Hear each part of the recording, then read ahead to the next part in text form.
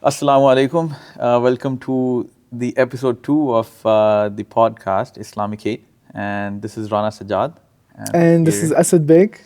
Yeah. So before we move on to the next chapter of the book, Misquoting Muhammad, right here, I thought it's gonna be good that if we give you a brief overview of what the four fiqh, like the Ahlus Sunnah, are. For example, Hanafi, Shafi, Maliki, and Hanbali. So just a brief overview of the pioneers like Abu Hanifa is going to be the one for today, which, by the way, we do follow, so we are a bit biased, to be honest. But yeah, so we're just going to discuss their life, what they were trying to achieve, or what their goals were, their methodology, just a little bit. Not too much into depth, but just like superficial details of the fiqh. And yeah, if you wanna say about that anything. And the reason, I just wanted to mention, the reason we're going to be discussing the eponym of the Hanafi madhab, Abu Hanifa, is because chapter 2 of Misquoting Muhammad sallallahu alaihi wasallam is all about the Islamic intellectual and interpretive tradition. So whether that includes the four madhabs or the theological schools that came later on, and then some of the aspects of Sufism, Tasawwuf, and the iconoclastic tendencies that came later, like from Ibn Taymiyyah rahimahullah and Ibn al-Qayyim rahmatullahi alayh. But the idea is that we first, before getting into the weeds of that, we just wanted to give you a quick overview of this great figure from our tradition. Yeah, absolutely, yeah. It's a lot of information in this chapter, to be honest. I would say it's a lot of stuff is going on, so it's good to have the basics strong, at least. I would say when I was reading, I was actually confused what's going on. A lot of different ideologies, a lot of different fiqh. So I was like, that would be good. But anyways, yeah, if you could take us back to those days in Kufa, what was going on back then? I mean, Kufa, we have to remember, is a city established in the first decade, the first 2 decades of the Hijrah. So the city is established in the year 636 of the Common Era, and there's a lot of confusion in Kufa. And in Iraq, you have to understand, just broadly speaking, what's happening is that the Muslims are going from an area that's relatively, like, you know what the main groups are, right? Which is the Mushrikun, that's a major group in the Jaziratul Arab. Then there's the Yahud, which you find in Medina, and then they go a little bit north to Khaybar, and then you find some scatterings of Christians here and there. But you have these main communities, and then of course the Muslims who come on the rise, right? But Iraq is a completely different world. Syria, Sham is a completely different universe. So in Iraq specifically, you have the logic, the way that Jonathan Brown puts it, is you have the logic of Aristotle, the cosmology of Plotinus, who's the 3rd century commentator of Plato. He's one of the fathers of the Neoplatonists. And you have the theologies of Christianity and Zoroastrianism. And then you have Manichaeans and a bunch of different varieties of sects and groups. So not only do you have different theological groups and different philosophical groups, you also have different groups of Muslims, which I think we can get into a little bit later. But this is the climate at the time, that there's people who are supporters of the Ahlul Bayt. They are a particular strand of Islam, which later becomes crystallized into Shia Islam. And then you have people who are descendants of Hazrat Abbas in Iraq, who are periodically starting up rebellions against the Umayyads. Future Abbasids. Yes, and you have pro-Umayyad factions. Then you have the legal scholars like Abu Hanifa, right? So there's a lot of people, there's a lot of different philosophies, a lot of different ideas going on in Kufa. It was very challenging when, imagine there's the ideas of Plato, the ideas of Aristotle are coming into play, and then you see these fuqaha just sitting there, and they have to sort of take those challenges into account as well, because logic was being built at this point. They were all playing with logic, trying to figure out what's going on with the Quran, trying to figure out what's going with the Hadith. Everyone is playing with their own Hadith, with their own interpretation of the Quran. It was very interesting, and right after this, like all of this, after the fall of the Umayyads, during the fall of the Umayyads, I would say Abu Hanifa was there. And if you want to talk a little bit about his personality, if you want, we'll start from his beginning. We'll go there later. But if you want to like talk about a bit briefly about his personality, about his character, any interesting things you know about him. Yeah, so, just from the very beginning, what we know of Abu Hanifa, and his name actually was Numan ibn Thabit, Yeah. right? So he was the son of Thabit, and what we know about him is that he's born 80 years after the Hijrah. So we're looking at around 789, 790 in the Common Era. This is in the first century of Islam. And he's somebody who actually, what some of the ulama say about him is that he actually 680 starts. actually. You said 789, I think. Yes, 680, Yeah, 680. What we find about him is that he is somebody who starts ilm later on in life. He's somebody who's not actually a scholar from the moment he's not somebody who's very, very strong in the sciences from the moment he's a child. Yeah. He's a silk merchant at first. It's Yeah. an inherited trade. But he's somebody who's very judicious. He's very careful in his dealings. He's somebody who is very attached to the Quran, as well as the Sunnah as they understood it in that milieu in Kufa. So somebody very honorable, but very, very prosperous in his dunyawi affairs as well. Yeah. So that's a little bit about what we know about him in his early stage of his life. Yeah, that's great. Just the incident, like his parents, the story of his parents is, I think it's quite mesmerizing, which is that Sabit, I think his dad, Yeah. he was passing by a garden and he eats a fruit from a tree. Yeah. And then after that, he realizes that, okay, he made a mistake. It can low-key be stealing or something. So he knocks on the door of the owner of the garden. Yeah. So his house is right there. So he knocks on the door and he says that I actually ate a fruit from this garden, and I would like to ask for your forgiveness. So, and you can if you want me to do something, I would do it. Just let me know what you want me to do for your forgiveness. And he says that. So the person, he's like, okay, let me test him if he's actually that trustworthy or righteous. So he goes in, like he says, if you want to do that, you have to marry my daughter first. And then his dad Sabit, he's like, okay, I'll do it. But he says here's the catch. So he says she's blind, she's mute, she's deaf, and she doesn't understand things. And then his dad is like, okay, I mean, sure, let me see her, because he didn't have a choice. He's like, I have to do this. If he's asking me this much for his forgiveness, he has to do it. And then his dad introduces his daughter to Sabit, and he says, here's my daughter. And turns out she's not actually mute or blind or deaf or like anything like that. She can actually speak. She can actually see. She can understand things properly. And what his dad actually meant when he said she's mute and blind was basically that girl was so pious that she says, I'm mute and blind from all the fitna regarding Islam. And she doesn't understand anything besides Islam, stuff like that. She said basically the whole interpretation was that she is really pious. And then from there on, you see there's this they get married afterwards, and then they have Abu Hanifa from there. But you just see the piousness of his dad and the piousness of his mother, and those two combined, they have this baby Abu Hanifa who becomes the first Imam of the Ahl-Sunnah, or the Imam Akbar, as they would say. Yeah. It's a great story how great his parents are, and then obviously I think the parents have a lot of influence on the children as well. Yeah. So Abu Hanifa was the next gem they had after that. But yeah, it's interesting. So he was a businessman, as you said. What would you tell us about his business or the style of him conducting his business?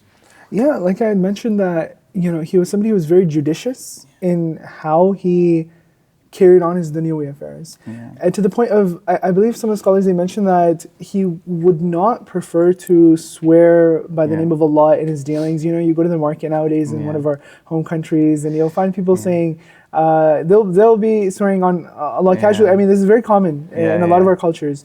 But Abu Hanifa, the story goes that one of his sons, his son had made a transaction while swearing on the name of Allah, attesting to the quality of that particular item. And once Numan ibn Thabit, rahimahullah, Abu Hanifa, rahimahullah, once he found out about that situation, he actually, he refused the 300 coins, the 300 dirhams that he had been given. So he gave that back because he was not okay. Even if it was an item that was sound, he wasn't okay with bringing in Allah's name He doesn't want to use the religion Yeah. as the basis of his business. He just Yeah. wants to keep it extremely private, separate from the religion. He doesn't want to use Allah or his Rasul. Yeah. He just want to do business as it is and nothing else. He just doesn't want to take any advantages of anything. Yeah, Yeah, yeah. yeah. And I mean, this is the level of honesty that we Yeah. have, that we can expect from somebody of his caliber, Yeah, right? yeah. Somebody who's so concerned. Like, you know, a lot of times in our days, what we have, and even for hundreds of years, we have people in authority Yeah.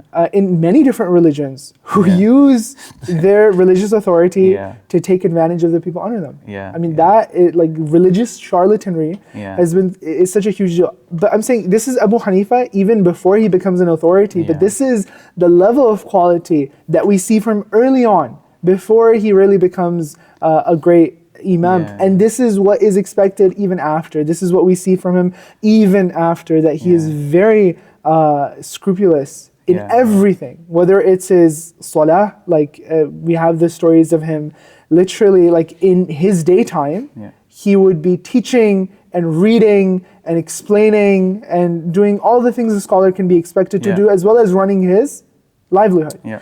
But during the nighttime, they said about him that he would keep the same wudu Yeah. from Aisha to Fajr. Yeah, Meaning he yeah. didn't sleep. Yeah. He didn't sleep. He was up all night in tahajjud. Yeah. He was up all night in prayer. And how many of, I mean, there's a trend among some intellectuals to Yeah. be really involved. You know, a lot of university kids to be really involved in these discussions, but not really be implementing the actions. Action. And we forget Islam is a religion of both ilm and amal. Like, there's no, you cannot separate the two. Yeah, yeah. No, that's wonderful because I think he used to have spells of 40 days where he would just spend all the nights during the prayer, and his neighbors would actually hear him recite Quran and crying the entire night, and they would feel bad for him. And I think there are narrations of him that he would recite the entire Quran in one rakat Yes. during the night. Yeah. So that was the level of their taqwa and their piousness over there, and it's amazing how one person can do that. They can go to that extent and just fulfill their rights, like Allah's rights on them. Even though this is sunnah, this is not compulsory on you, but he would go to the lengths to just please Allah Yeah. to the end. Yeah, it's it wasn't amazing. like he thought that because I'm helping my community or I'm so active in teaching Or he wants and to show learning. that he's really pious. It's Yeah, not that. It's just yeah. people noticing him that Yeah, he is yeah. like that. It's just, you can't really ignore a person like that, even if they're not telling you what they're doing. Yeah, because you see, one thing you can't take away from a person like that is their sincerity, right? Yeah. You can't say that the scholars of Islam, like, there's an attempt in the modern age to cast doubt on the scholars of Islam by all sorts of parties, right? Yeah. But it's really hard to accuse a person like that Yeah. of being some tool of patriarchal authority or being,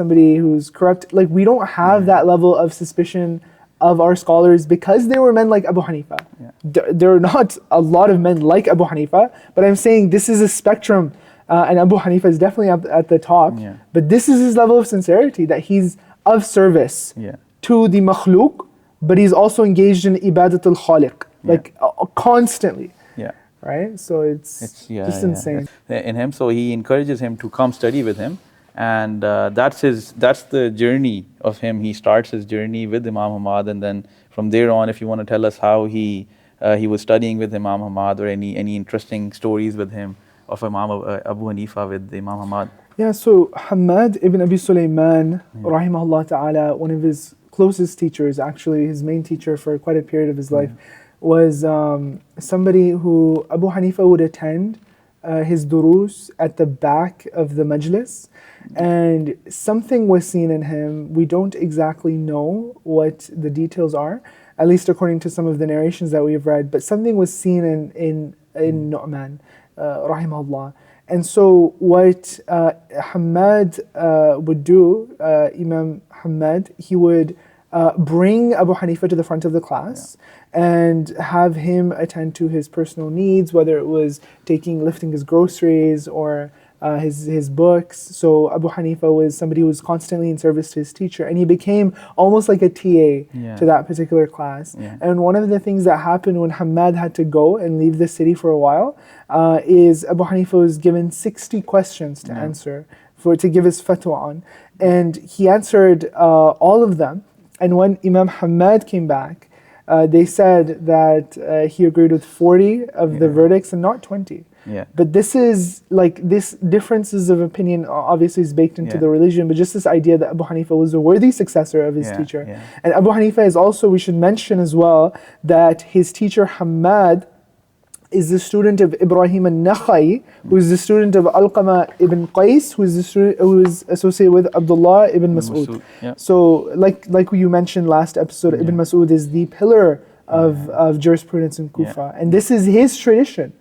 This is Ibn Mas'ud's tradition as filtered through Alqama and Ibrahim al-Nakhai and Hammad and down to Abu Hanifa. And Abu Hanifa, we say, is there are two opinions, but the opinion that we were reading is that he's tabi'i. Yeah. And that he'd met Sahaba. Yeah. So he's part of a tradition. These people are coming from somewhere. They're coming actually from an understanding that the Sahaba have. Yeah. The Hanafis are not from a completely different sort of lineage. Yeah. They're coming from a very particular line here. Yeah, just to continue that story of 40 questions, it's interesting to see when Imam Hammad, he told him that, okay, I agree with 40 of your questions and then I don't agree with the rest of the 20.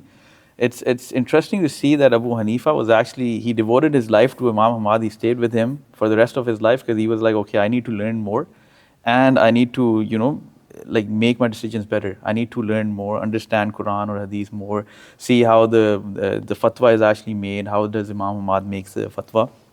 It's not that he wasn't like, I'm Abu Hanifa and if I'm saying something, I'm right. Because usually these days you see if someone studies some Hadith or Quran, like ayah, they're like, okay, now we know what's going on. I'm going to give a fatwa on this thing or that thing. And they feel the pride in them that they're studying Islam. But Abu Hanifa, who is devoting his entire life to deen, he's still saying that, okay, I can make mistakes and I need to even learn more. This is the Imam Akbar we are talking about in Al-Sunnah. So this is a personality trait that I think all the Muslims these days, they need to sort of have in them, and they also need to follow the footsteps of the Sahaba, the Prophet obviously, but also the Tabi'in and the Taba Tabi'in. They were all great people, great Salaf. So, okay, yeah, so let's move on to the next topic where Imam Abu Hanifa was actually interested in Aqidah before he was interested in fiqh. And he actually wrote one of the famous books of Fiqh al-Akbar, in which he tells you everything he knew about Aqidah. He explains Aqidah basically. And there's a story of him in a marketplace where there's a Christian there and he's asking questions to the people about Aqidah. And everyone over there is confused that they don't know the answer. These are regular people, regular Muslims in the marketplace. And Abu Hanifa was there. So because he was into Aqidah and he was like, I'll answer those questions. So the three questions are like, the first question is, where is Allah facing right now? The second question goes like, what was Allah? What was before Allah?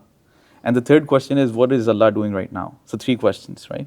And then Imam Abu Hanifa answers one of those questions one by one. So the first question, and by the way, this is according to the understanding of Imam Abu Hanifa. It's not like this is the philosophy of Islam or whatever. It's just like how much of an intellectual he was, or his logic was sound or not. So you can see how he was growing into the religion and having his concepts built in.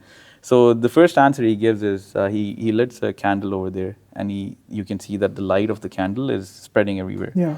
So he says, can you tell me where is this candle facing right now? And because the light is everywhere, you can't really tell which direction this candle is facing. So he uses that analogy and he says that Allah is a nur, and then the nur of Allah is in every direction. Allah does not have a direction. Yeah. You can argue on this concept of philosophy, but that's a different thing. And then he moves on to the second question. He says, can you count from 10 backwards? And then this person goes like, yes, I can. So he does like 10, 9, 7, 8, 6, and he comes to 1. And I think that Arabs did not have 0 back then. That's why he stops at 1. And then he says, I don't know. So Abu Hanifa goes like, can you tell me what goes beyond 1? And he says, no, I don't know what goes beyond 1. And that's where Abu Hanifa says that just like this, God is one, and we don't know what was before him, if there was anything, because Muslims believe there was nothing there. Allah is eternal, before, after, everything. There's no timeline. But he's like, just like that, there's nothing before Allah. Yeah. And that's where everything starts, and everything is going to go on from here. Because God creates time, right? Time, He yeah, creates yeah. makan and zaman. Yeah. Like He creates these things. These are created entities. Yeah. They don't apply to God. They're not applicable Yeah. to God. Yeah, exactly. And then the third thing is just a bit of a diss towards that Christian. He's like, so Abu Hanifa gets up and he goes to a higher like he climbs the stairs and then he goes on the top section. And then he says, I'm going to answer the third question by saying this, that Allah is disgracing the person who is, trying to put dirt on his religion. And he elevated the status of the person who is trying to protect his deen. Yeah. So basically, he dissed that person by saying that Allah is basically disgracing that Christian right now with that question. And it's interesting that how Abu Hanifa in his early years had a lot of logic in him, and he would use logic to figure out the questions of Islam and stuff like that. You can argue on the answers. I'm not saying he was the best philosopher, but he was up there. His logic was sound. He was good, and he used that to further come into the fiqh and have this whole fiqh in the world, which is the most followed fiqh right now. Yeah. But yeah, if you want to move on to the fiqh section of him, if you want to talk about his theology or anything, if you know anything about that.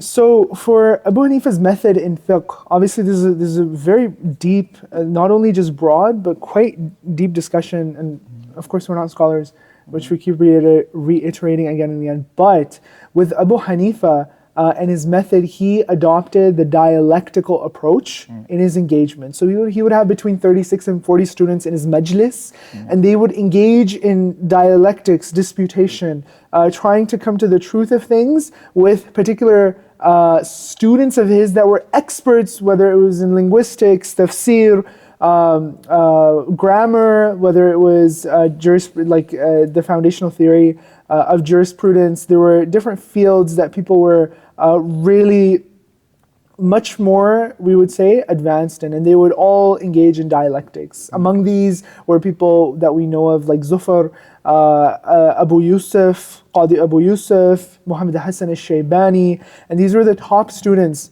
of Abu Hanifa, who also studied actually some of them, including most notably Qadi Abu Yusuf, because he became Qadi afterwards later during the time of the Abbasids. He actually studied beneath Malik, right? Even Shaybani studied beneath Imam Malik. So it's not like these were completely isolated hubs. No, there was a lot of cross-pollination. These people were learning from each other. Abu Hanifa, and from what we know of, he actually left Kufa for a while to stay in the Hijaz because there was an issue going on with the Umayyad governor. And so he was there for a while, and he met Malik. They engaged in different disputations. Malik is said to have later spoken about Abu Hanifa in really in a really interesting sort of narration where he says that if Abu Hanifa was here, he would be able to convince me that this pillar was made of gold and it was made of stone. But this is how... He actually said that after he met him. So one of his students asked him, what did you talk about? And then he goes like, don't you know that's Abu Hanifa? If he wants to convince me that this pillar is made up of gold, he can actually do it. He can convince me. And that's Malik saying that. Yeah, subhanAllah. And I think something is worth saying here about the end of Abu Hanifa, and I think it's really important to mention that he encountered persecution throughout his life. He was offered judgeship, he was offered very high positions by the Abbasid governors after they took power, and he rejected it. He said no to all of it. And it is said, some of the narrations actually even mention that he died in prison. But I don't know if you want to mention a bit more about that. This happened twice actually. So the first time he left Kufa was when Umayyads were trying to force him to become the financier of the Chief Justice. So he rejected that. He's like, I'm not going to do it, because he was a big supporter of Ahlul Bayt. And he discriminated everyone who was doing injustice against the Ahlul Bayt. And so he goes on, he says, I'm not going to be the financier of the Chief Justice. So he left Kufa after that. That was the time of the Umayyads. So he left Kufa, he went to Makkah, he started living there. And that's when he started interacting with Imam Malik in Medina and back and forth, so his students as well. But after that, once the fall of the Umayyads, the Abbasids come into power, and then their governor, he's like, all the ulama are free, they can do whatever they want to, they can talk about whatever they want to, he won't interfere. So Imam Abu Hanifa, he comes back to Kufa, he settles there again. But then that governor dies, and I think I'm forgetting the name of the last governor that Abu Hanifa was under. It was Mansoor, I think. Mansoor, I think, yeah. So he tried to do the same thing. He told Abu Hanifa to come back, and he wanted him to become the Qazi. And Abu Hanifa says, no, I'm not going to do it. So he goes into the prison. They send him to the prison. They beat him up to the extent that there are narrations that he actually died in sujood in the prison, which is a bit disputed, but they have different narrations over it. But this is one of the opinions. But regardless, this was his end. We This know is he spent how, time in yeah, he prison did for his spend, beliefs, for and he his was integrity. tortured a lot of, yeah. So he stood by his rules, his values, and he never let them down. So I think this is one of the fiqh that we can actually trust and see how sincere he was with Islam, and how sincerely he would make judgments for regarding Islam and different rulings and everything. So yeah, I would say he's one of the top imams over there. Yeah. May Allah enable us to adopt many of his qualities. I think that was all for Abu Hanifa, and I think in the next few podcasts, we'll discuss Imam Malik, Imam Shafi, Imam Hanbal, just a brief overview of what their fiqh was, what their personality was, because I think they all deserve their own highlights, their own spots. So yeah, we'll discuss those, and then we'll come back to the book and start from chapter 2, and a lot of amazing stuff is going to be discussed in that chapter, a lot of controversial things as well. It's going to be interesting. So I think till then, Assalamu alaikum. Assalamu alaikum.